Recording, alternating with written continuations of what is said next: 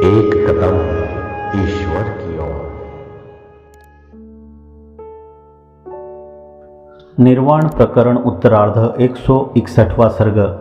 जगत रूप चित्र का ब्रह्म से अतिरिक्त दूसरा कारण नहीं है, यह चिन्मात्र प्रतिभा रूप है।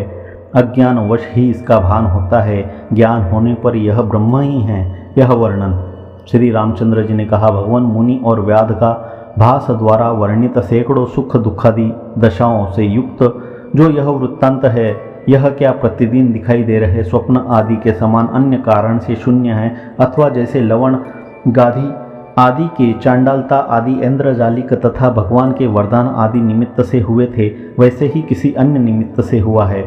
उनमें कोई अन्य निमित्त हो अथवा न हो, अज्ञात आत्मा में मोक्ष होने तक इस प्रकार की भ्रांतियां सदा ही होती रहती है, ऐसा श्री वशिष्ठ जी उत्तर देते हैं। श्री वशिष्ठ जी ने कहा है, वत्स, स्वात्मरूप परमात्मा महासागर में इस प्रकार के शून्यात्मक प्रतिभा आवर्त अर्थात भ्रांतियां अपने आप निरंतर होते रहते हैं।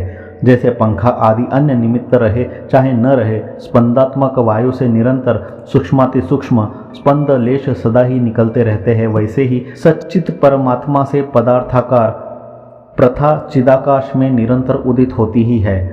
सच्चित परमात्मा से अपनी अवयवभूत जो पदार्थाकार प्रथा रूपी प्रभा जैसी उदित होती है, वह वहाँ तब तक जो कि त्यों वैसी ही रहती है, जब तक कि वह अन्य आकारांतर प्रतिभा से नष्ट नहीं की जाती। जैसे कि मिट्टी का पिंडादि आकार घटादि अन्य आकार में परिणति द्वारा नष्ट किया जाता है। उन अनंत पदार्थाकार प्रतिभासों में अधिष्ठानभूत सन्मात्र रूप ब्रह्म शाखा प्रशाखाओं में वृक्ष की तरह अनुगत रहता है, ऐसा कहते हैं।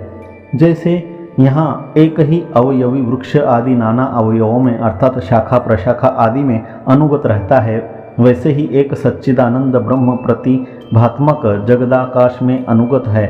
जैसे देह की पिंड हाथ पैर आदि अवस्थाएं चिरकाल तक रहने के कारण स्थायी है और निमेष उन्मेष आदि अवस्थाएं क्षणिक होने के कारण अस्थिर है, वैसे ही ब्रह्म की भूमि अंतरिक्ष दिशा आदि कोई अवस्थाएं चिरकाल स्थायी रहने के कारण स्थिर है और कोई अन्य अवस्थाएं प्रतिभात अर्थ के तुल्य क्षणिक होने से अस्थायी है। स्व अवयवभूत उन सब में ब्रह्म स्थित है। निज आत्मा में स्वप्न नगर के समान यह चिति चमत्कार केवल भान ही है, उसमें सारभूत है या निस्सार है ऐसा आग्रह क्या, अथवा सत है या असत है ऐसा भी आग्रह क्या। ऐसा आग्रह मूढ़ जन वृथा ही करते हैं, यह भाव है। इसका जब यथार्थ रूप में परिज्ञान हो जाता है, तब यह केवल चिदाकाश मात्र है। जब आप सरीखे अज्ञानियों से ज्ञप्त होता है, तब यह जगत दृश्य है। अतः न तो यह सत है और न असत है, इसे क्या कहा जाए। हे तत्वज्ञ लोगों, संसार चिदाकाश का विकास मात्र है, अतः सर्वत्र अर्थात सब प्रकार से सत्य शिव सुंदर में आस्था अनास्था आदि अर्थात आदर निरादर आदि क्या। आप लोग यथास्थित स्वरूप का अवलंबन कर स्थित रहे। जैसे सागर से तरंगे अपने आप उठती है, वैसे ही देदीप्यमान सच्चिदानंद आत्मा से कार्य कारण दृष्टि से प्रतिभानात्मक स्वात्मभूत पदार्थ उदित होते हैं। चिदाकाश का स्वसंकल्प सा और स्वसृष्टि सा जो अति विशाल प्रतिभान है, उसी को उसने जगत समझा है।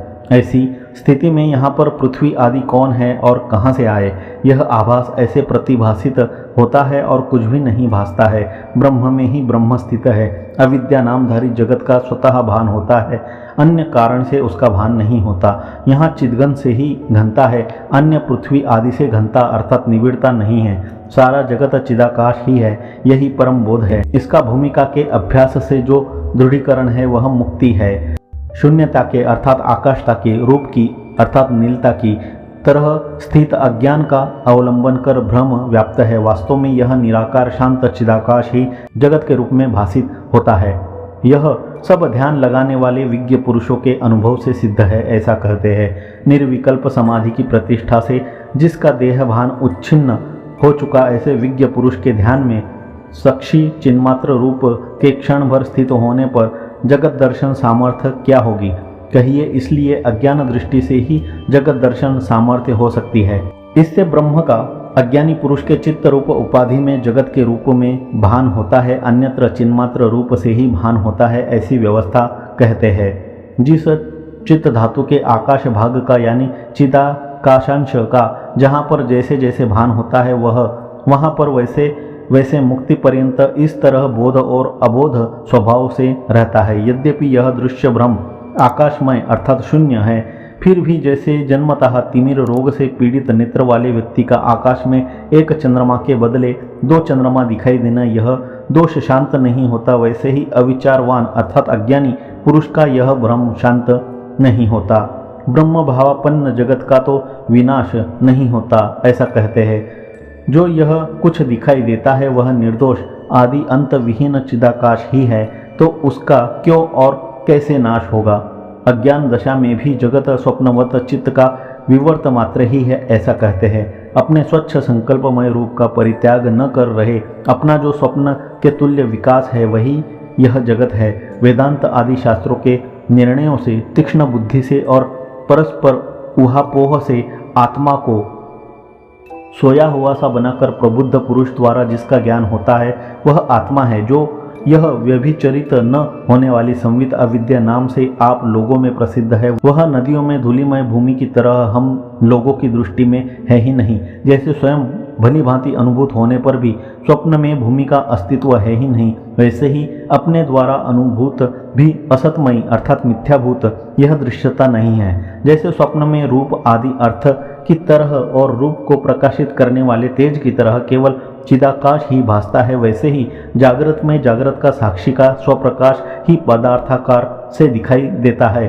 सत्य वस्तु में अर्थात परमार्थ सत वस्तु में यह स्वप्न है, यह जागृत है, ऐसी जो भिन्नता भासती है अनुभव से तुल्य स्वरूप वाले उनमें वह है ही नहीं। जैसे प्रबोध से अर्थात जागने से स्वप्न की प्रतीति अर्थात यह ऐसी नहीं है यानी सत्य नहीं है यो बाधित होती है, वैसे ही परलोक में अर्थात अन्य शरीर में प्रबुद्ध हुए गर्भ में स्थित तथा पूर्व जन्म का स्मरण रखने वाले पुरुष की जागृत में प्रसिद्धि प्रतीति भी यह ऐसी नहीं है यानी सत्य नहीं है यो बाधित होती है। जब स्वप्न और जागृत दोनों समान ही हैं तब लोगों का उनमें असाम्य प्रत्यय क्यों होता है। इस प्रश्न पर काल की अल्पता और अधिकता से उनमें असाम्य प्रतीति होती है, अनुभव से नहीं होती ऐसा कहते हैं। यहाँ स्वप्न और जागृत ऐसी बुद्धि क्रमशः स्वल्प समय और दीर्घ समय तक होती है, उन दोनों में वर्तमान अनुभव में साम्य है, अतः दोनों तुल्य है। जागृत बाहर में रहता है और स्वप्न अंदर रहता है, यह अंतर भी दोनों में नहीं है, क्योंकि स्वप्न भी बाहर में रहता है, अतः स्वप्न जागृत के तुल्य ही है। सब वस्तुओं में स्वप्न और जागृत काल में पूर्ण रूप से गुण साम्य का अनुभव होता है, अतः स्वप्न और जागृत में जुड़वे भाइयों के समान कोई भी बड़ा नहीं है। जो ही जागृत है वही स्वप्न है और जो स्वप्न है वही जागृत है, क्योंकि दोनों में कालांतर में यह ऐसा नहीं है यानी सत्य नहीं है, यो बाध बुद्धि तुल्य है। जैसे जीवन पर्यंत सैकड़ों स्वप्न बिना किसी नियम के होते हैं, वैसे ही निर्वाण प्राप्त न हुए जीव के महा अज्ञान रूपी स्वप्न में सैकड़ों जागृत भी होते हैं। जैसे लोगों को उत्पन्न होकर नष्ट होने वाले अनेक स्वप्नों का स्मरण होता है, वैसे ही पूर्व जन्म की स्मृति रखने वाले यौगिक चमत्कार के संपन्न प्रबुद्ध जनों को एक नहीं सैकड़ों जन्मों का स्मरण होता है। इस प्रकार स्वप्न और जागृत दोनों का पूर्ण रूप से साम्य होने और दोनों के अनुभव रूप होने पर यह सिद्ध हुआ कि स्वप्न के तुल्य ही जागृत का स्फुरण है और जागृत के तुल्य स्वप्न अनुभव का स्फुरण है। जैसे दृश्य और जगत दोनों ही नित्य एकार्थ है, उनके अर्थ में जरा भी भेद नहीं है, वैसे ही जागृत और स्वप्न दोनों शब्द एकार्थ वाले कहे गए हैं, यानी दोनों के अर्थ में रत्ती भर भी भेद नहीं है। जागृत में स्वप्न समानता का प्रतिपादन करने का मतलब दिखलाते हैं। इस प्रकार जैसे विशालतम स्वप्न नगर चिन्मय आकाश ही है, वैसे ही यह जागृत जगत भी चिन्मय आकाश ही है। इसलिए अविद्या कहाँ है और उसका दर्शन ही कैसे हो सकता है। यदि स ही स्वप्न भूत्वा इत्यादि श्रुति जैसे स्वप्न शब्द से ब्रह्म ही कहा जाता है, वैसे ही अविद्या शब्द से भी ब्रह्म ही कहा जाता है, तो शब्द में हमें विवाद नहीं है, किंतु सकल भ्रमों की शांति होने पर जो ही है वही मैं हूँ। पहले स्वकल्पनारूप ही बंध भ्रांति रही, यही हमारा अभिमत अर्थ है, वह सिद्ध हो गया, यह भाव है। यदि ऐसा है तो नित्य मुक्त आत्मा में बंधन भ्रांति ही नहीं करनी चाहिए, ऐसा कहते हैं। इसलिए इस प्रकार अबंध अर्थात बंधन अयोग्य चिन्मय का यह बंधन ही न कीजिए। निर्मल आकाश और निराकार चिन्मय में कौन सा अंतर है जिससे आकाश नहीं बांधा जा सकता लेकिन चिदात्मा बांधा जा सकता है ऐसा कहा जा सके, क्योंकि अमूर्तता, अलेपकता, सूक्ष्मता आदि से दोनों में अत्यंत समता है।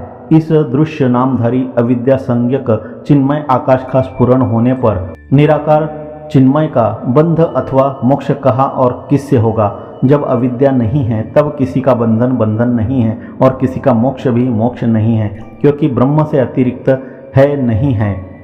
व्यवहार के योग्य वस्तु ही अत्यंत दुर्लभ है। विद्या अथवा अविद्या का अस्तित्व है ही नहीं। यह आकाश आकृति की चिति ही स्वप्न की तरह सर्वगाकार स्वदेह वाली होकर स्फुरित होती है। एक प्रदेश से दूसरे प्रदेश की प्राप्ति होने पर मध्य में निर्विषय जो संवित का स्वरूप प्रसिद्ध है, वही स्वप्न और जागृत में प्रसिद्ध दृश्य का परमार्थिक रूप है, ऐसा ही निश्चय करना चाहिए।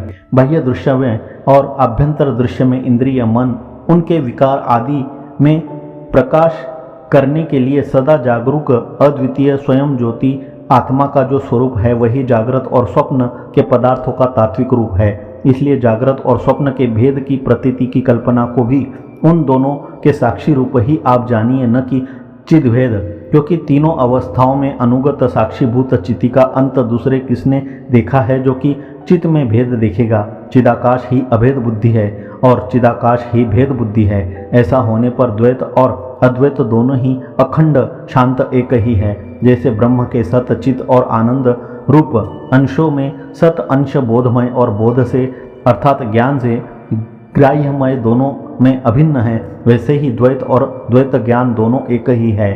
इसलिए चिदंश भी अभिन्न है, क्योंकि जो कि दृष्ट है यानी दृष्टियों में विषयीकृत है वे ही दृश्य कहे जाते हैं। कोई भी चित्त तादात्म्य से अतिरिक्त विषय भाव का निरूपण नहीं कर सकता।